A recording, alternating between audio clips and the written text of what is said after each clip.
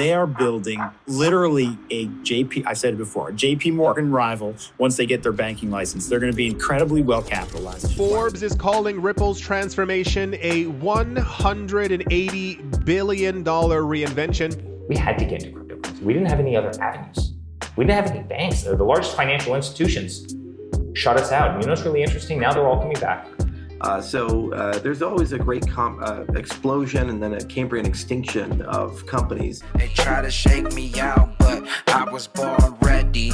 Dropping down the price, then I be getting plenty. They want all your bags and they want all of them empty. The biggest financial transfer in history, XRP, gonna blossom. As Swift ends the old message type and now it's fully ISO 20022. But first we got Bank XRP, Brad Garland House. We still don't have a global consensus on crypto because real use cases are in the very early stages. Welcome back to some more Moon O'Clock news, good glitches. And as always, nothing in this video is financial or investment advice. Please always do your own research. We got some extra bullish news for you. Ripple continues to push utility in real financial infrastructure while others debate store value versus stablecoins. XRP's long-term value is in real world adoption, not narratives. So it begins. Breaking TechRam Trading CEO says Ripple is building a JP Morgan rival. Ripple is at the center of the universe. They are building literally a I said it before, a JP Morgan rival once they get their banking license. They're going to be incredibly well capitalized. Why would they want to sell XRP? They're going to hold on to that. As it goes up in value, they could sell some, clearly, sure. I just think that Ripple is a machine. It is a highly disciplined team that is, they don't all have to agree on things, and some of them leave to go here or go there. They sure all leave and go somewhere related. So whether it's a master plan or more likely it's really creative people that work as a team and they all have different paths that their lives take them on, but they stay in the ecosystem and they're creating a bigger ecosystem, a more robust ecosystem. I just think Ripple is at the center of the universe. And so Brad says XRP, he's being modest. Digital asset investor says, I see all the Bitcoin maxis realizing that JP Morgan is their enemy. We tried to tell you what was going on while Ripple was being sued, and you were taking too much pleasure watching ETHgate is real. Maybe now you'll open your eyes to see what's really been going on. Also, don't forget good glitches. Black Friday, DCENT wallet sell up to 40% off 11/20 through December 3rd. Links in the description. 10 days, 3 hours. The wallet that has it all. Not your keys, not your crypto. DCENT wallets. Riz XRP. Many have been lying about Ripple and XRP for years. Forbes is calling Ripple's transformation a $180 billion reinvention driven by acquisitions, regulatory clarity, and a surge of institutional interest in XRP. We've seen all of this for years, which is insane because it makes me annoyed when publications, regardless of who they are, just kind of lie outright. If me and you don't have access to like boardroom information of all these things, like me and you, we're not Forbes. Me and you are not Ripple. Me and you are not BlackRock. If me and you, however, we're getting crazy good news about Ripple and XRP over the last 5 years, doesn't it seem weird that Forbes didn't have that news? What's the point of writing negative articles about these companies and then the moment they do all these big things, even more than before, people then go, okay, now they're amazing. Now we love them. Now it's awesome. No, Ripple's been amazing for a very, very long time. It could have also been the end of the lawsuit, what have you.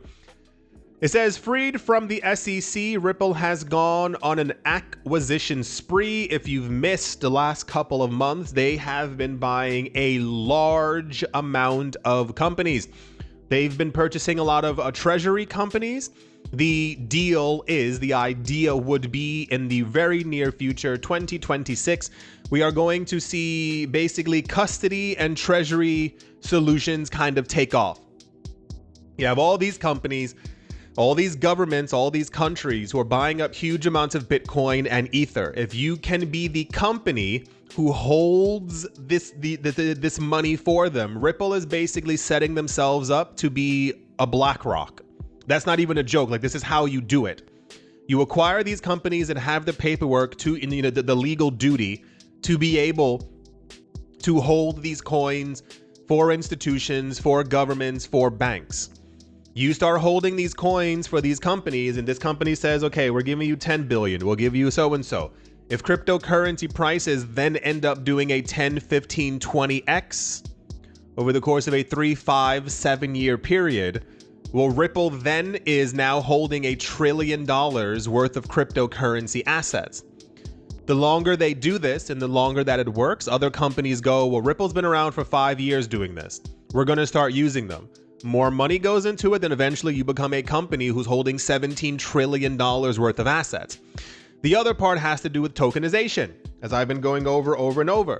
Tokenization is going to be huge. This isn't a small thing. Okay, calm down. This isn't a small thing that's happening. This is going to completely absorb, literally, the world of finance. Everything of value is going to be tokenized and put on chain. How do we know this? Because we've heard from BlackRock and Fidelity and every other company saying that they're expecting the current tokenized market is between $2 to $4 trillion of assets on chain or that have been digitized in some form or fashion. BlackRock is expecting that by 2030, 2030, there are going to be $100 trillion, yes, $100 trillion in tokenized assets on chain. DS says, what do you think about Eric Trump on CNBC casually saying blockchain can outdo JP Morgan and the rest of Wall Street? We had to get into cryptocurrency. We didn't have any other avenues. We didn't have any banks. The largest financial institutions shut us out. And you know what's really interesting? Now they're all coming back and they're kissing our you-know-what. Every single day, the very same people who canceled us, oh yes, we'd love to have a relationship with you. We'd love to have a relationship with you. Our financial system is so dishonest. It is so incredibly dishonest. And I would love nothing more than to see blockchain replace so many of these institutions that have been so punitive to so many people. Let me give you one other secret. The people in our financial system who have always had the advantage are guys like us, right? Powerful companies with famous last names, with a lot of zeros on their balance sheet. They have been the worst for the average retail consumer who doesn't stand a chance against a traditional financial system. They have no leverage, they have no negotiation power, and they get feed to death. Crypto solves all of that. Blockchain solves all of that. There is nothing that can't be done on blockchain that JP Morgan Chase can do, that Bank of America, that can't be done better, faster, cheaper, and more transparently. And I think that's a wonderful thing for humanity. I think that's a wonderful thing for the people of our country. And I think that's a wonderful thing in putting real checks and balances on the very people who weaponize the financial system against people that they didn't like for political reasons. Meanwhile, Swift coexisting periods between MT and ISO 20022 message standard ends from 22nd of November 2025. All FL to FL payment instruction messages will be delivered only in ISO 20022 format. Be prepared. The best is still yet to come. Banks have been using two types of messaging formats for payments: MT messages, old Swift format from the 1970s, and ISO 20022 messages, the new global standard with richer structured data. For the past few years, both formats were allowed in the coexisting period on November 22nd, 2025, MT messages. And XRP Joker, the biggest financial transfer in history, XRPs. Going to blossom. The fundamentals are just sound. There's no way for these markets to stay depressed forever. They're just reflecting the current macro environment. Charles, it's a fascinating conversation. I am genuinely coming at this as a layman. I understand very little about crypto. But one thing I'll take on faith that, you know, it's going to go back up to 250,000. I personally haven't got a clue. But do we need 18,000 different types of coin?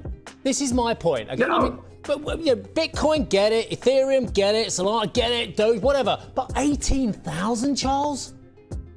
Well, yeah, you got a lot of websites too. So, you know, anytime you have an emerging technology, there's 1,000 flowers that bloom, and not all those flowers survive the winter. So there's always a great explosion and then a Cambrian extinction of companies. And then there's going to be a consolidation to a collection of dominant standards. The challenge is that we're just moving very quickly, and you're not talking about one technology class. When you look at crypto, it's not just a financial asset. You're also talking about protocols to run social networks and artificial intelligence and supply chains and medical records. So it's kind of a rewiring of the back end of society. And the real value proposition is global trade. This is the only technology we have when China and Russia and the United States aren't getting along, where we can still do global business and have some fair rules that don't change every 15 minutes. I mean, I'm old enough to remember when we didn't worry about tariffs anymore. Now we do. And I was old enough to remember when we had transnational groups that actually had teeth, but now we have great powers conflict like the old Soviet days again. So you need a safe commercial space, and that's what the cryptocurrency space is providing. And innovation is going to create a tremendous amount of competition. But remember, you're talking about 8 billion people playing in this space, not just a single nation state or a single standard. Sure. So overall, I think we're growing at the right rate. If you look year by year, we gain more people, we gain more capital. In the last 15 years, we've gone from pretty much nothing to a multi-trillion-dollar market. And there's no other technology class that's had the opportunity to grow this quickly relative to where it's at. And the longer they take, the higher we keep climbing. Appreciate you stopping by, tuning in for another Moon O'Clock News Update. Good glitches. Smash some likes and subscribies on the way out. As always, nothing in this video is financial or investment advice. Check the links in the description. We'll see you at the tippy top. Later, glitches. Later, glitches. Can you take me with you when we blow up? Can you take me with you when we blow up? When we